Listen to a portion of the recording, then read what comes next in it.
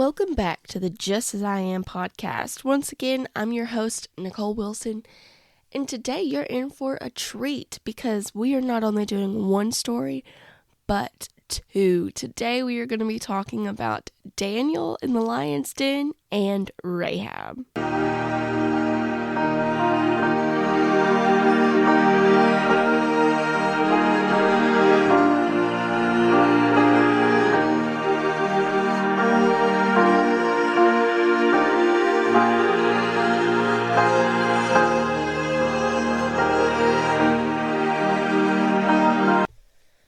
You're probably wondering why these two stories were chosen, so let me explain, because I'm sure you're thinking, what do these two people have to do with each other? Well, I went on social media and I actually took a poll. I shared 3 different stories to choose from, the first being Jonah and the big fish, the second being Daniel in the lion's den, and the third being the story of Rahab. Jonah did not get any love whatsoever. No one chose Jonah. But the polls were neck and neck between Daniel in the lion's den and Rahab. So that is why we're doing those 2 stories today. And we're doing those 2 stories because when I was reading into them, they were quite short stories. And I figured they wouldn't take any time at all if I did them by themselves. So we're doing 2 in 1 today. The funny things to me about these stories is, once again, they have come up in my everyday life. And the story of Jericho, the wall falling down, I actually did a few weeks ago with some kids. And then last week, I did the story of Daniel in the lion's den. So to me, these are just signs that these stories are coming at the perfect time, because that's just how God works. He's awesome. So if you want to keep up with me, we're going to begin with Daniel, and we're going to be in Daniel chapter 6. And Daniel chapter 6 starts off introducing the new king since Nebuchadnezzar has finally died. Great, right? The new king, Darius, decided to appoint 120 new satraps over the kingdom that he would spread everywhere, okay? Daniel made the cut and distinguished himself above all of the others. And he did this because he knew he was a good person and, he loved the Lord and he was obedient and all that stuff. So the king put him in charge of his realm. This really made all the other guys pretty mad. And because of this, they all got together and they began plotting. And all of these men were now under Daniel, and they were fixing to try to get some dirt up on Daniel, but they could find absolutely nothing. Nada, zip, zilch, zero. So then they plotted some more, and they were trying to find a way to get him in trouble and get rid of him. So these men went to the king, Darius, and they talked him into signing a law that everyone could only pray to him. They could only pray to their king. They couldn't pray to anyone else. And this was a thing for 30 days. So for a whole month, people could only pray to Darius, no one else. Or, dun dun dun, they would be fed to the lions. They would be thrown in the lion's den and fed to the lions. Now those men knew, they were certain that Daniel would not follow this law. And they knew he would continue praying to God, the one true God, that is. And When Daniel heard of this, he continued his daily prayer. He even opened up his windows and everything so people could see him. Like, Daniel knew. Daniel was playing the game, okay? He knew what was going to happen. And so he even opened his windows up so people could see him. And none of this was new to Daniel. He continued to pray 3 times a day, just as he always had. So nothing changed for him. He just kept up with his routine. Well, these men, being the men that they were, they caught Daniel in the act. And they asked the king, they went back to the king and they asked him if he had signed that decree that said they could only pray to him for 30 days. Well, the king was like, yeah, I signed it. And the king tried to get Daniel out of trouble because he loved Daniel. Okay, Daniel was his right-hand man. He loved Daniel with all his heart. But he couldn't prevent Daniel from being thrown in the lion's den because of this. And so after this,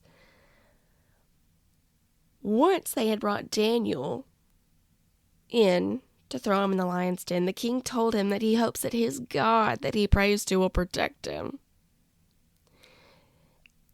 And so then they threw him in the lion's den and sealed it with a stone.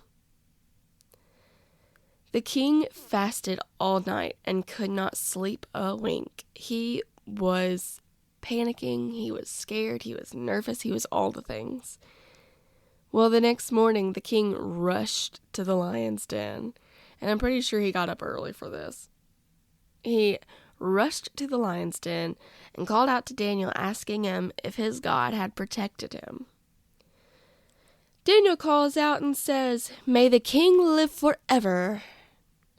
Then tells him that God sent an angel to keep the lions' mouths shut, because God had found him innocent and having done no wrong. The king was thrilled that Daniel was okay because he trusted God. He was so relieved. He was happy. He was all the good things. So now the king gets Daniel out. And as payback, revenge, whatever you want to call it, getting what you deserve, he throws all of those men who plotted against Daniel into the lion's den. But not only those men, he threw their whole families, the wives, the children, everybody. Which to me, that's a little overkill, but you do you, you know? Well, the lions got them, and it says that they killed them and shattered all of their bones before they even reached the floor of the lion's den. So now the king has commanded all of his people to follow God, the living God that Daniel follows. And he gives a little nice sentiment, let's just say that. And lastly, it says that Daniel prospered during his time. And you can read and learn so much more about that because Daniel has his own book. And Daniel did a lot during his time, that is for sure. So now we're going to get into the story of Rahab. And like I said, this story was also a good one to choose because we went over,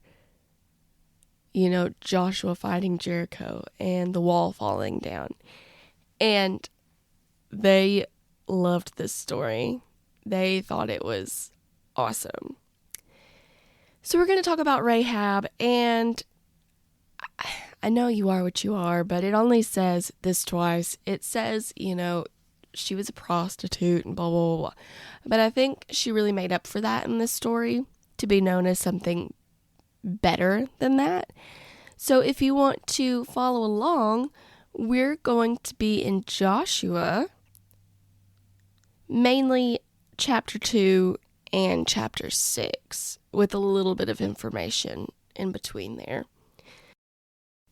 So our story starts off and it says, at the time, the Israelites who were being led by Joshua have sent 2 spies to go and investigate the land of Jericho. Now, these 2 men have met a woman named Rahab and end up staying with her. So the king is informed that these 2 spies have come to, search the land and get information and all that stuff. And they try to get Rahab to tell them where these 2 men are. Well, Rahab actually has them hidden and tells them that they came to her, but she did not know who they were and that they left. And maybe if they start running, they can catch them. That honestly made me giggle when I read that. So now Rahab has taken the men to her roof, and has hidden them among the flax that she has had up there. And they begin, quote unquote, chasing the spies. So once they run out of the city gate, they shut it. And no one can get out. So before they fall asleep, Rahab actually goes up to the roof and talks to them. She tells them that she knows this is their land, that God has promised them. And she tells them that she and others are scared because they've heard all of the other stories that, about all the things that they've done. And she tells them how they know that God parted the Red Sea for them, among other things, and that they have lost their heart because of this. They have lost heart because of this. And she admits to them that their God is the God of all and asks for protection for her and all of her family. Well, the spies are listening, and they promise her, as long as she doesn't rat them out, that they will protect her at all costs. She helps them down off of the roof and tells them to run and hide in the hills for 3 days until those looking for them come back. And this was actually an easy task for them because she lived in the wall of the city. On their way out, they tell her no one in her household will be harmed if she ties this scarlet cord or scarlet rope to the window, which they climbed out through. All will be safe if they stay inside of her household. If they leave and they get hurt, that's going to be on them. And if they are hurt within her household, then that would be their fault. So, this will all go as planned as long as she does not give them away. They promise to keep their promise, their oath, if she does not spill the beans. And the spies did what they were told. They went to go hide in the hills for a few days. And then they went to Joshua and told him everything. And this is the part where they listened to God and they quietly walked around the wall for 6 days. And then on the 7th day, they shouted, blew the horns, this, that, these, and those.